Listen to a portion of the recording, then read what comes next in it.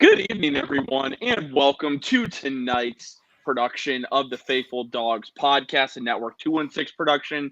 I am Tyler Johnson, joined by Mr. Jack Robinson. Jack, how you doing this evening, my man? Oh, I'm doing real good, man. The was starting to get better, and then it started raining. So, you just kind of got to take it as you get it. Exactly. Like we talked about before the show. Both of us were in tornado warnings, so that was a lot of fun. And it's been kind of crazy in Ohio. They've actually, I remember them saying on the broadcast, on the TV broadcast, there have been over 30 tornadoes in Ohio so far this year. And right now, that's one of the highest in the entire United States, which is just kind of wild to think about. Yeah.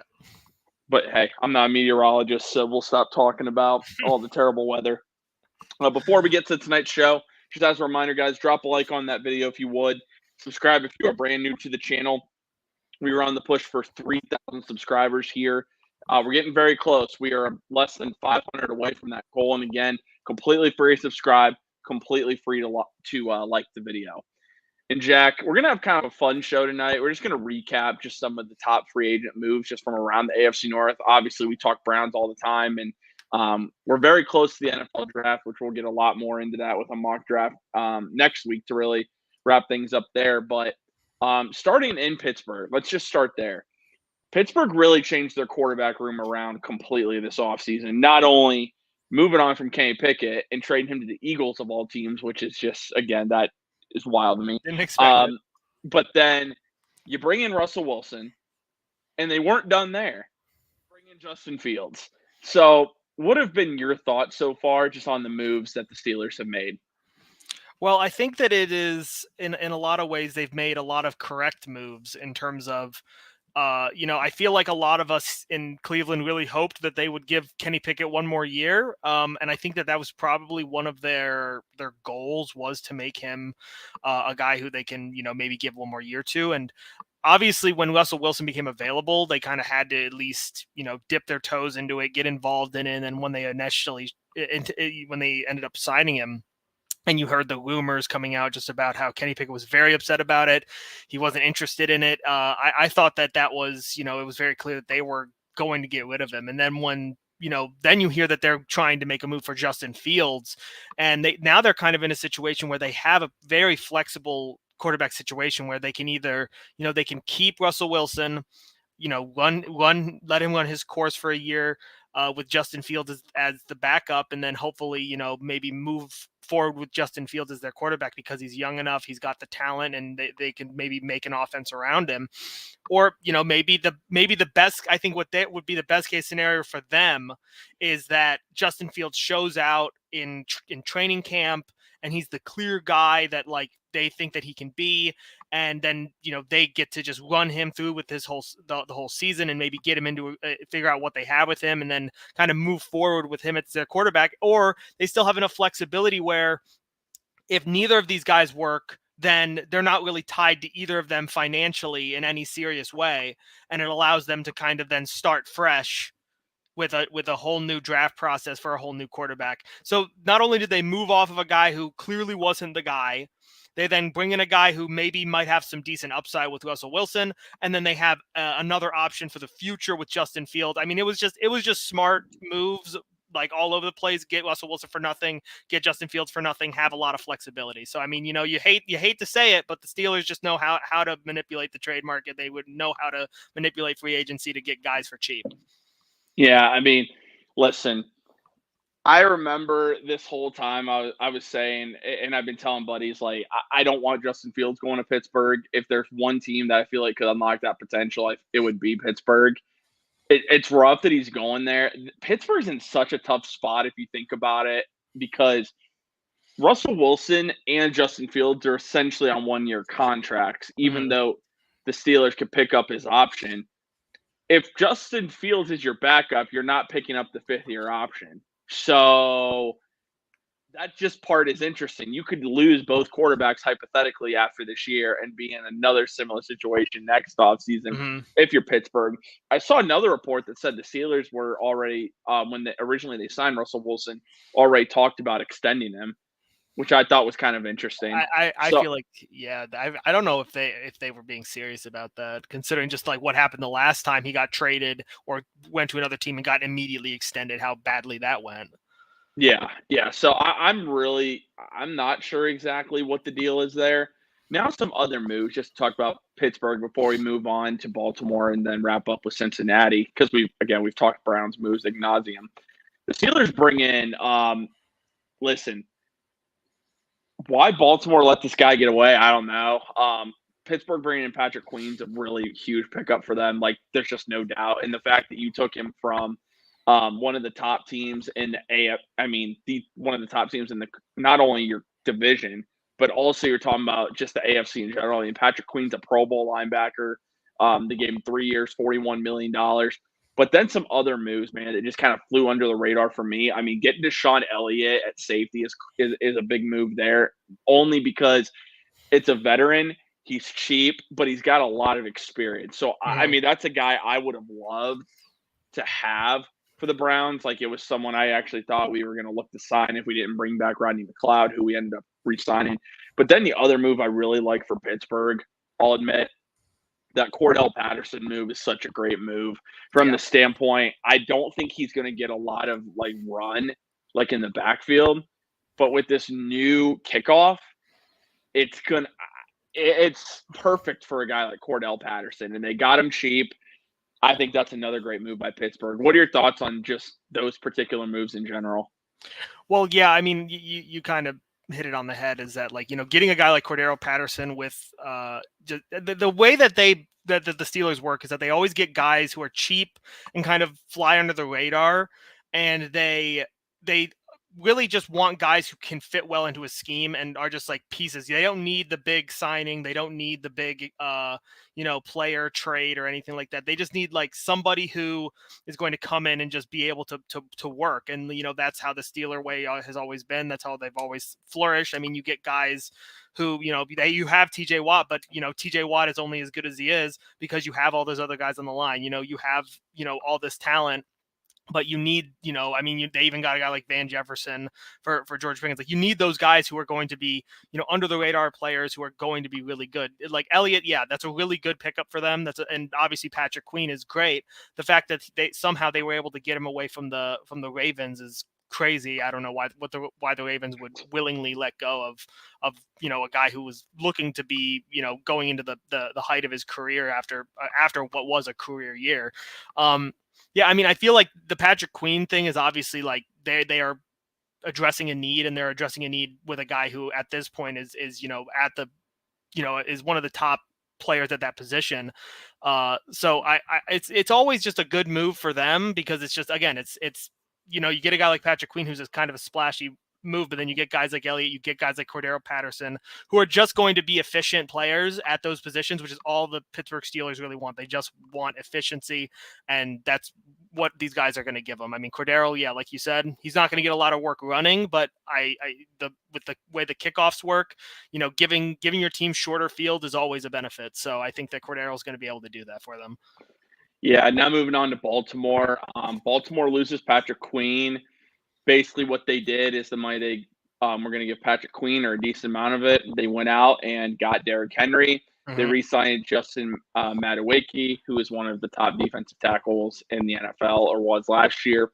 Bring back Kyle Van Noy. Outside of that, I mean, those are really the moves. But so, again, there's really not a lot to talk about with Baltimore. But the big thing they did, they brought in Derrick Henry. Now, what I ask you, Jack, everyone's like, well, this backfield's going to be insane. I've had people tell me that Derrick Henry's older, so why is this like such a highly praised move? What are your thoughts on the Ravens bringing in Derrick Henry? The way I look at it, Derrick Henry really hasn't slowed down. He's just been in an offense in Tennessee that's been really terrible, and it relies on him. And when he can't break 20 tackles a game, like, it's just, that's what's really happening here. I think him with Lamar, I think he's going to succeed. He's not going to get the amount of carries that he did in Tennessee, I don't think, by any means, because, I mean, they're going to bring back Keaton Mitchell's coming back off a torn ACL. They like to get him the ball. They might draft another running back. So, and plus you still have Lamar. Yeah. But what are your thoughts on the Derrick Henry signing? Well, I think that makes Derrick Henry even better, just because it means that he's going to be fresh all year long. There's been a lot of years where I think a lot of the issues that people have with Derrick Henry and a lot of the skepticism comes with the fact that it seems like every year he has a patch where he's really inefficient and he's like not very explosive and he's not making the big plays that Derrick Henry is. And I think a lot of people say, oh well, that's just him getting older. That's him hitting the wall that running backs always hit. And obviously he's 30, so I think a lot of people usually say, yeah, when you hit 30 as a running back, you're probably, not going to be as efficient. But the simple fact is that, the Tennessee Titans were a team with a really bad line, a really bad offense, very inefficient quarterback play. So they were able to game plan mostly for him. And with the offensive line being as bad as they were, I think that, a lot of the blame gets shifted to him when it really wasn't his fault. And yet he was still very efficient, getting a lot of touchdowns, still having, I think a 1,500-yard season, 2,000-yard seasons the past 2 years, despite having bad offensive line play. So I think that this is obviously a play that the Ravens have been wanting to do. We heard rumors that they were looking to trade for him even last year. I'm sure they're ecstatic to be able to get him now. The only thing is that now the Ravens are almost even in a weird situation with their offensive line, because now they lose Kevin Zeitler, they lose he goes to Detroit, and then they also lose John Simpson, who was their and they trade for another right tackle, but there are still going to be question marks at that at their offensive line position. But I still think just because they have so many different guys that come in, and because Lamar is still so electric and he's able to use his legs so effectively, being able to guard Derrick Henry in that offense is going to be difficult no matter what. Like, obviously, yes. And also, I think that additionally, the hip drop tackle ban is going to also affect just how efficient he is too. He's going to be able to hit those holes, and you're not going to be able to tackle him from behind as efficiently. So really, I think that this is just a home run win for the Ravens. The only thing that they have to figure out is just, are they going to get the same efficiency from, guys like Kevin Zeitler and Simpson, in new guys that either they're going to sign or draft or something like that. But other than that, I think it's just a home run move for them. It's exactly what they want. And I have no, holdings on whether or not Derrick Henry is still talented at all. Yeah, man. Again, it's a great fit. It's painful that, of course, he was going to Baltimore, but Yeah. I'll admit it did seem like from the get-go it was always going to end up that way. So it is what it is. Going after Derrick Henry, though, and letting Patrick Queen go, a little bit of a surprise, I would say, in that regard. Like, I probably wouldn't have done that, just because, there were so many running backs you could still get at a very decent price that they're going to fit well next to Lamar Jackson. But overall, obviously, really good signing for the Ravens. Like I said, there wasn't really a lot else from them. Besides re-signing Justin Madueke, which was always expected anyway. Yeah. And then now you go over to Cincinnati. So Cincinnati really didn't make any big moves. You sign Sheldon Rankins, you sign Mike Gesicki, who I think is going to be a good fit there. Mm-hmm. Zach Moss. Other than that, they re-signed they brought Von Bell back. They didn't make a lot of huge moves. I think the moves that are more that people are just interested in, you franchise tag T. Higgins, who demands a trade. That's not going to be resolved, it doesn't look like. You trade away Joe Mixon, which I can understand, but then the guy you replace him with is Zach Moss and Chase Brown. You saw some flashes from Chase Brown as a rookie, but I don't really know what Cincinnati's doing, to be honest with you, because I understand you could draft it back. The class is not that great at running back. It's all right, but you have Chase Brown, like I said, but you could have added somebody that is that's a proven NFL back, that has been a number one back, because free agents galore were available. And again, the market was a little bit higher than what we've seen in the past. You could have still found some value. And I think, I don't know. I don't really know what they're doing. I think they gave Zach Moss. I think that was a little bit of a reach for him. I know the Browns were interested in Moss, but only on a 1-year contract. Mm. What are your thoughts on what's going on in Cincinnati? I think kind of like what you were saying, they didn't really do that much. And that doesn't really surprise me, because I think that they they might be trying still to negotiate with T. Higgins in some capacity to try to figure out what they're going to do with him. And I think that in terms of their running back room, I don't think that they're very interested in really getting a big name running back because again, they just don't have the money, I think, to like really. I mean, because Tony Pollard was getting like what 30, or did he get 30 million or 20 million? I forget, for like, I think it was 20.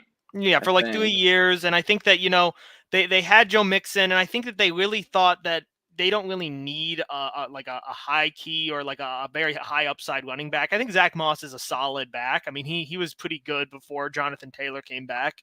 He had his flashes, but he obviously, you want just consistency at that position. So I think that's not that strange to me that they went after a guy like Zach Moss. I do think it's interesting that they decided to take the route that they did with T. Higgins, just giving him the tag, just because of just how much they knew that was not going to go over well with T. Higgins, or just like with the whole situation regarding the cap that they are already kind of up against. Like you know that they wanted another year of him. You know that they wanted to bring him back, or at least get maximum value for him. And I don't know if maybe people just weren't offering enough.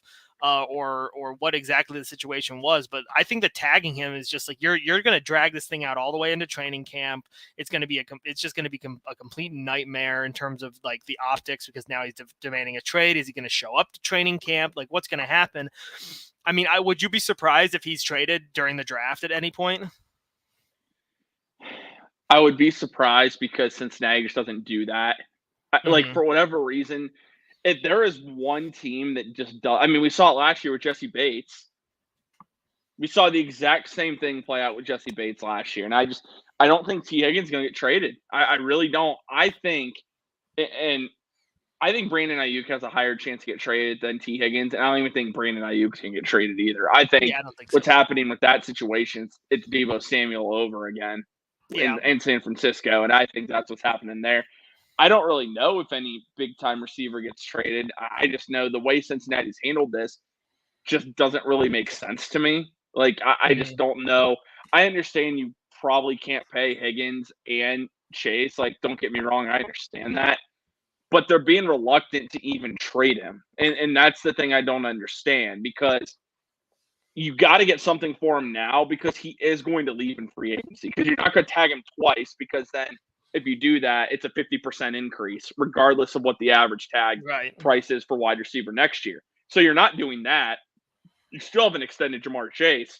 So they're kind of screwed, because they're being stubborn. They're not going to trade him, and you're going to let one of your top assets leave for free.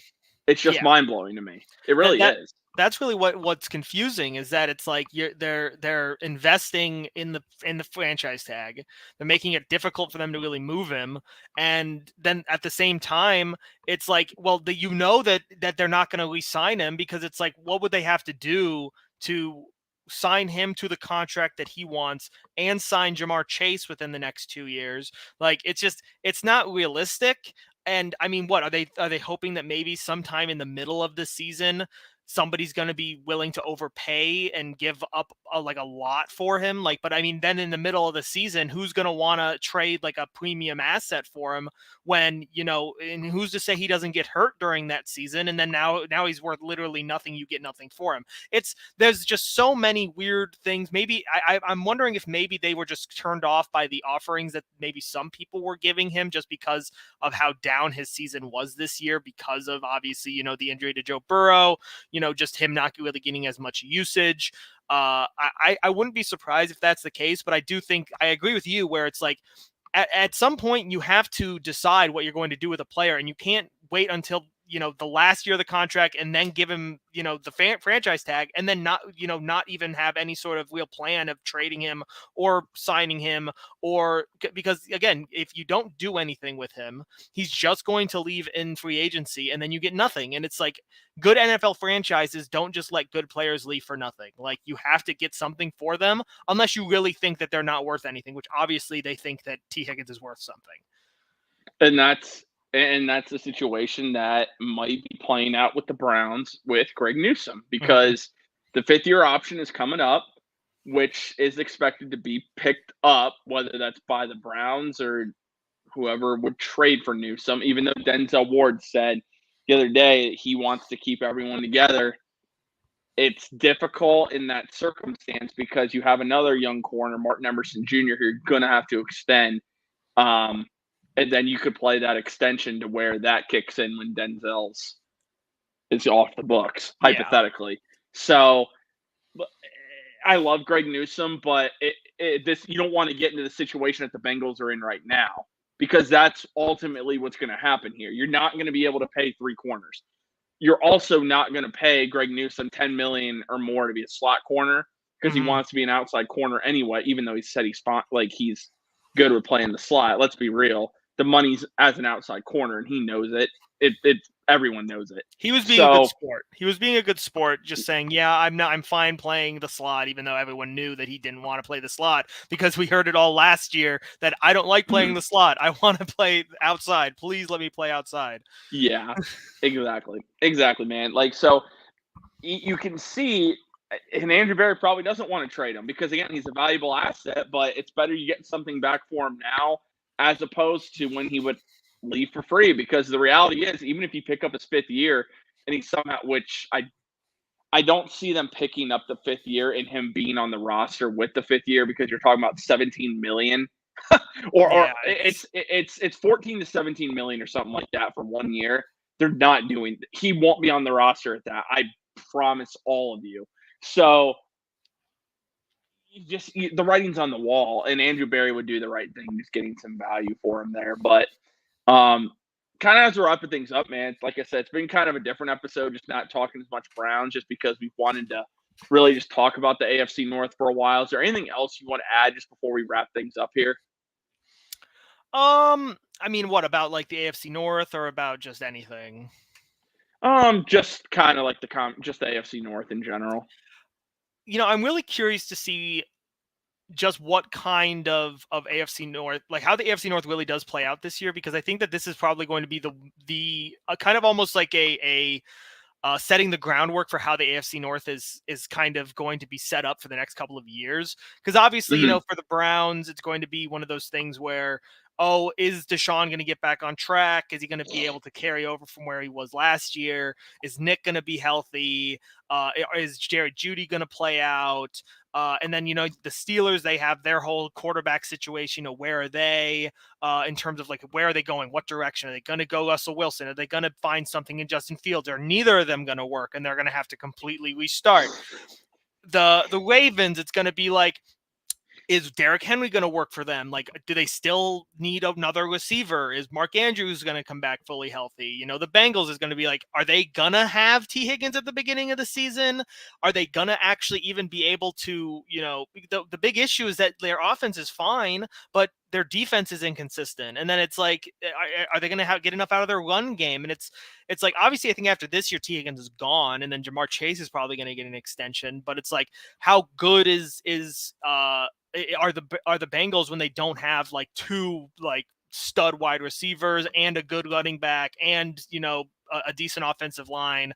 Like, where's the breaking point? Because last year we saw a lot of, like, we just didn't see a consistent team week in, week out with the Bengals. So it's just going to be like, this is really going to be a year where we really learn a lot about each of these teams and kind of where they sit in the hierarchy of the AFC North, and maybe where this next like 5-year stretch of the AFC North is really going in terms of like which teams are real, which teams are probably, this is their window, and then after that it's kind of over. And it's going to be interesting and also really stressful because it means that every single game is going to be, have way more impact to it. No, yeah, man, I completely agree with all that. And as we're wrapping things up, man, the weather's been crazy lately. But I'll tell you what, Jack, if there is one place that'll have any type of gear that you need for any type of weather situation, it's definitely Homage. That is for sure. Today I had long pants on, I had a long sleeve shirt, and then, the sun comes out. So I get my nice homage shirt on. And then, now it's cold again outside. It's probably going to get warm again tomorrow morning. So the simple fact is that if you live in Ohio, Cleveland, anywhere up north, anywhere in the United States where the weather is this bipolar, you got to make sure that you are getting comfortable, high quality clothes at Homage. It's the big brand that has you covered so that you can always rep your favorite teams, rep your favorite pop culture icons, or just your city in a plethora of their different designs, whether it's like a hoodie, t-shirt, long sleeve, as well as, sweatpants and shorts, which you're going to need it because apparently in April it can still be cold.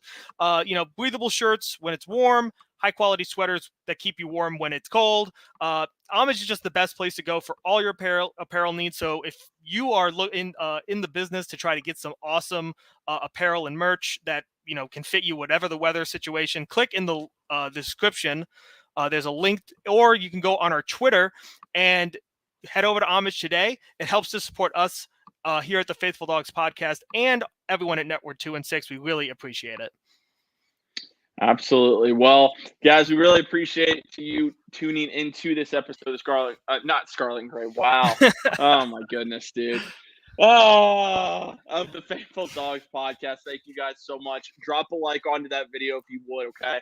And subscribe if you're brand new to the channel. Both free to do. It really helps us out a lot more, and just by doing those two things, and really helps the channel grow.